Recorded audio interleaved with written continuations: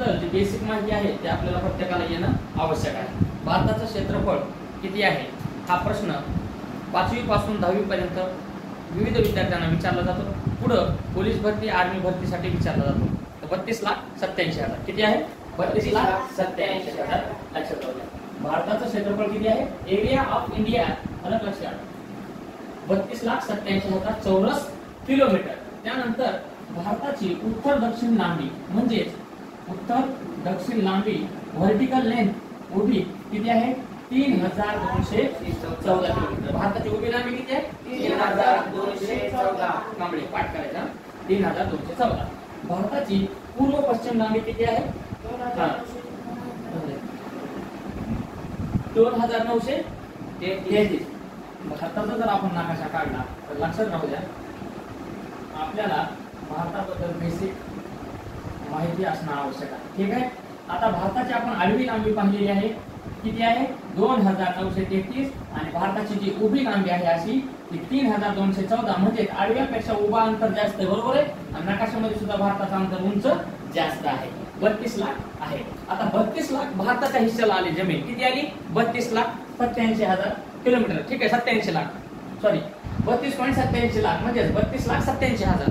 तर जवळपास 4 लाख कुणाच्या आली? मध्य प्रदेशच्या. सगळ्यात जास्त क्षेत्रफळ मध्य प्रदेश. कांबळे कुणाला? मध्य प्रदेश. 2 नंबरला सगळ्यात जास्त क्षेत्रफळ कुणाला आहे? राजस्थान. 2 नंबर मध्य प्रदेश. महाराष्ट्र 3 नंबर. मग 4 लाख राजस्थान, 3.5 लाख मध्य प्रदेश आणि 3 लाख महाराष्ट्र. लक्षात राहायचं महाराष्ट्राच्या हिस्स्याला 3 लाख चौरस किलोमीटर जमीन आलेली आहे. भारताचं क्षेत्रफळ 32,87,000. उत्तर दक्षिण लांबी 3,214. पूर्व पश्चिम लांबी 2,933. त्यानंतर भारताची जमिनीची सीमा भूसीमा म्हणा भूसीमा म्हणजे एकूण जमीन किती लाभलेली आहे किंवा किनारा भूसीमा बाउंड्री किती आहे? 15,200 किलोमीटर. किती आहे? 15,000. पूर्ण जर भारताच्या नकाशाच्या भोवती जर आपण अंतर मोजलं तर किती आहे? 15,200. त्यानंतर जलसीमा. आता या ठिकाणाहून समुद्र लागलेला आहे भारताला आणि इथपर्यंत समुद्र लागलेला आहे. एवढी जर जमीन आपण मोजली तर ती होते 7,517 किलोमीटर. पाण्याने किती भाग लपलाय? 7,517. जलसीमा किती भारताची? 7,517 कदम. आदर्श लक्षात राहू दे. कांबळे लक्षात. पुढचा प्रश्न आहे मुख्य भूमी. मुख्य भूमी म्हणजे जमीन फक्त जमिनीची जी क्षेत्रफळ आहे ते किती लाभलेलं आहे किंवा जमिनीची सीमा जी आहे मुख्य भूमीची सीमा फक्त जमीन म्हणजे 6,100 किलोमीटर. किती? 6,100 किलोमीटर. आता जलसीमामध्ये काय होते की जे जमिनीचे क्षेत्रफळ वाढलेले आहे ते बेटांचा सुद्धा एरिया धरला जातो. जसं की भारताच्या इकडल्या बाजूला अंदमान निकोबार आहे आणि या ठिकाणी लक्षद्वीप मिनिकॉय बेटे आहेत. अलग लक्षात त्याची सुद्धा सीमा. मुख्य भूमी किती भारताची? 6,100. बेट सोडून बरं का बेट सोडून बेटाईचा जर एरिया धरला तर 7,517 ही आपल्याला जलसीमा लाभलेली आहे. त्यानंतर पृथ्वीवर पाहूया की भारताच्या मध्यातून जाणारा कोणतं वृत्त आहे? भारताच्या मध्य भागातून जाणारा कोणतं वृत्त आहे? कर्कवृत्त. आणि ते 8 राज्यातून जाते. लिहून घ्या. किती राज्यातून जाते? 8 राज्यातून जाते. भारताच्या मध्यातून काय जाते? कर्कवृत्त. आणि किती राज्यातून जाते? 8. परीक्षेत हा सुद्धा प्रश्न आला आहे. त्यानंतर पृथ्वीच्या मध्यभागी असणाऱ्या वृत्ताला काय म्हटलं जातं? विषुववृत्त. आदर्श काय म्हटलं जातं? किती पॉइंट वर असते ते 0 अंशावर असते. ठीक आहे. त्यानंतर कर्कवृत्ताचा अंश किती आहे? 23.5. ओंकार भारताच्या मध्यमधून कर्कवृत्त जाते 8 राज्यातून मधून जाते आणि 23.5 अंशातून जाते. किती? 23.5. 0 पासून वर जर मोजत गेलं तर 30.5 अंशावर ते आहे आणि 0 पासून खाली 23.5 अंश दक्षिणेकडे जायला कोणतं वृत्त आहे? मकर वृत्त. म्हणून पृथ्वीवर एकूण 3 वृत्ते आहेत. म्हणा पृथ्वीवर एकूण 3 वृत्ते आहेत. मकर वृत्त, विषुववृत्त, कर्कवृत्त, विषुववृत्त, मकर वृत्त. त्यानंतर आडव्या रेषांना काय म्हटलं जाते? अक्षरवृत्ते. पाठांतर करायचे. आणि एकूण अक्षरवृत्ती किती आहेत? 181. 0 पासून खाली 90, 0 पासून वर 90, 90 90 180 आणि अधिक 1 181 आडवे अक्षरवृत्ते आहेत. आणि ह्या काल्पनिक रेषा आहेत. कशा आहेत? काल्पनिक. These are imaginary lines. म्हणजे ह्या कशा आहेत, काल्पनिक रेषा आहेत.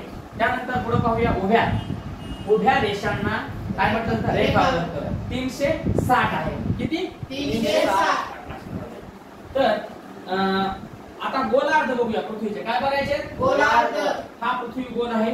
मध्य भागातून जर रेष ओढली इकडच्या भागाला काय म्हटलं जातं, पूर्व गोलार्ध. काय म्हटलं जातं, पूर्व गोलार्ध. आणि पश्चिमेकडच्या बाजूला पश्चिम गोलार्ध. असे 2 गोलार्ध झाले. ठीक आहे. त्यानंतर पृथ्वीच्या बाजूला आपण आडवी रेष ओढली. इथं कसली रेष आहे, उभी. या ठिकाणी आडवी रेष. मग उत्तरेकडच्या भागाला उत्तर गोलार्ध, दक्षिणेकडच्या भागाला दक्षिण गोलार्ध आहे. मग इकडे बघा म्हणा, पूर्व गोलार्ध, पश्चिम गोलार्ध, उत्तर गोलार्ध, दक्षिण गोलार्ध. गोलार्ध हेमिस्फियर. स्फियर म्हणजे गोल, हेमी म्हणजे अर्धा. हा, मग आता गोलार्ध आहे. मग म्हणायचं eastern hemisphere, western hemisphere, northern hemisphere, southern hemisphere. त्याला इंग्रजीत नदर्न, सदर्न आलं लक्षात, आणि गोलार्धाला हेमिस्फियर. आता भारत जो आहे तो या ठिकाणावर आहे. तर भारत आडव्या रेषेपासून उत्तरेकडे आहे, बरोबर आहे. मग उत्तरेकडे नेमका कुठे आहे, अमेरिकेकडे आहे का, नाही. म्हणून भारत हा उत्तर पूर्व गोलार्धात आहे. ह्या पूर्वपासून कुठे आहे, इकडच्या बाजूला, आणि उत्तरेपासून कसं आहे, पुढच्या वरच्या बाजूला. म्हणून उत्तरेकडे आहे आणि उत्तर पूर्व बाजूला आहे. म्हणून भारताची जी स्थिती, लोकेशन, ठिकाण, प्लेस पृथ्वीवर कुठे आहे, उत्तर पूर्व गोलार्धात. तर हे गोलार्ध आपण पाहिलेले. त्यानंतर पुढे पाहूया की आपल्याला महाराष्ट्रामध्ये प्रसिद्ध घाट बघायचा. आज याच्यावर काय बघितलं आपण, गोलार्ध बघितलं. त्यानंतर झिरो रेषेला, झिरो अक्षवृत्ताला विषुववृत्त म्हणतात. कर्कवृत्त, मकरवृत्त. कर्कवृत्त भारताच्या मध्यातून जाते, 8 राज्यामधून जाते आणि 23.5 अंशावर असते. दक्षिणेकडे 23.5 अंशावर. 3 वृत्ते, कर्कवृत्त, विषुववृत्त, मकरवृत्त. आडव्या रेषांना अक्षवृत्ते म्हणतात, उभ्या रेषांना रेखावृत्ते म्हणतात. लॅटिट्यूड म्हणा, राईट, व्हेरी गुड. त्यानंतर पुढे जाऊया महाराष्ट्रामध्ये घाट. महाराष्ट्रात जे प्रसिद्ध घाट आहेत, परीक्षेला येतात, भूगोलामध्ये आहेत. 6वी पासून 10वीच्या 12वीच्या भूगोलात आहेत. कुठल्याही पोलीस भरती, आर्मी भरती, जीके, एमटीएस, नवोदय सारख्या विविध जीकेच्या परीक्षेत विचारलं जात आहे. थळघाट कोणता आहे, तर नाशिकहून मुंबईला जायचं असेल तर थळघाट लागतो. म्हणजे नागमोडी वाट लागते, डोंगर लागतो. काही लोकांना घाटामध्ये गेले की उलट्या सुरू होतात. जशी बस फिरायला सुरू होते, जशी गाडी घर घर घर घर घर फिरते, तसं डोकं सुद्धा घर घर घर घर घर फिरायला लागतं. मग घाट लक्षात ठेवायचं, डोंगराच्या भोवतालून जाणारा, नदीतून पुढच्या सपाट भागावर निघणारा रस्ता, त्यालाच घाट म्हटलं जातं. आलं लक्षात. या ठिकाणी डोंगर आहे, या ठिकाणी डोंगर आहे. तर या ठिकाणाहून येणारा रस्ता हा असा गोल गोल फिरत येत असतो. गोल गोल फिरत येत त्या डोंगर रांगातून या ठिकाणी गोल गोल फिरत वर जात असतो. ठीक आहे. तर हा घाट आहे, लक्षात ठेवा. आणि एकच नाही तर असे अनेक डोंगर असतात.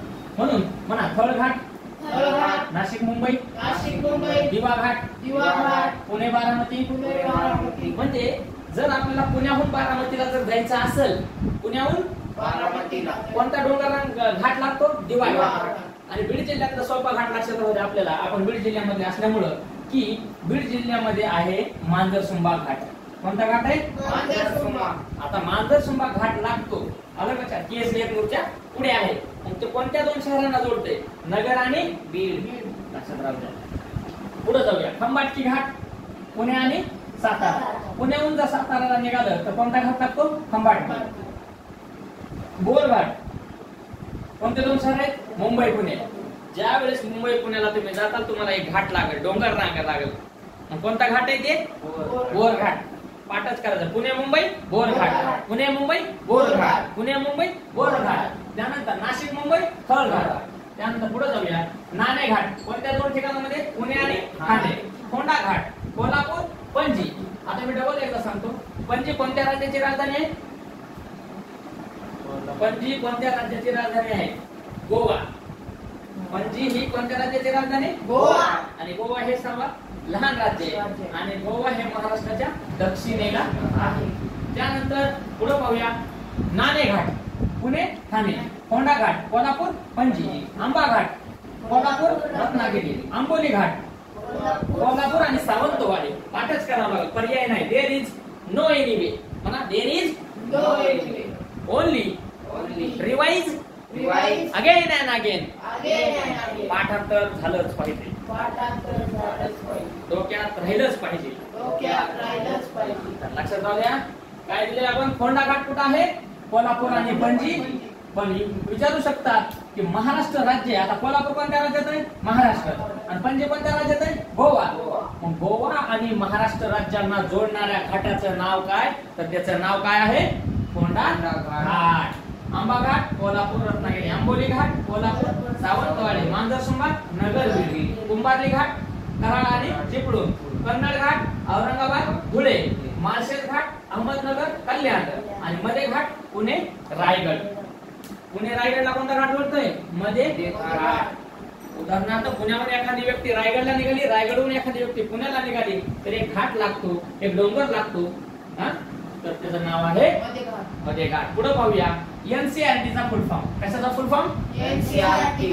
आपल्याला विविध फुल फॉर्म पाठ करायचे आहेत. परीक्षा जर पास व्हायचं असेल, एक मार्क मिळवायचा असेल, वरती मिळवायचे असेल, तर आपला निकाल काढायचा असेल तर एक फुल फॉर्म माहित पाहिजे. उदाहरणार्थ नीती आयोगाचा फुल फॉर्म, इस्रोचा फुल फॉर्म, नासाचा फुल फॉर्म, युनिसेफचा फुल फॉर्म, युनेस्कोचा फुल फॉर्म, युनोचा फुल फॉर्म.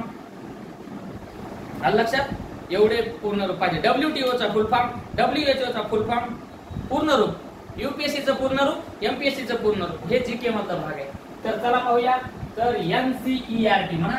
NCERT तर काय आहे म्हणा? National council National Council of of educational research and training. बघा इथं दिले राष्ट्रीय शैक्षणिक राष्ट्रीय शैक्षणिक संशोधन व प्रशिक्षण परिषद. N म्हणजे नॅशनल, C म्हणजे काउन्सिल, E म्हणजे एज्युकेशनल, R म्हणजे रिसर्च, T म्हणजे ट्रेनिंग. तर लक्षात राहू द्या. आता आपण इथं रिव्हिजन करू. पृथ्वीवर 181 अक्षरवृत्ती आहेत म्हणा. पृथ्वीवर 181 अक्षरवृत्ती आहेत. पृथ्वीवर 360 रेखावृत्ती आहेत. पृथ्वीवर 360 रेखावृत्ती आहेत. कर्कवृत्त, विषुववृत्त, विषुववृत्त, मकरवृत्त हे 3 वृत्ते हे 3 वृत्ते मुख्य आहेत. लक्षात आलं. तर अशाच महत्वपूर्ण व्हिडिओसाठी आपल्या चॅनलला लाईक सबस्क्राईब करा. जय हिंद, जय भारत, धन्यवाद.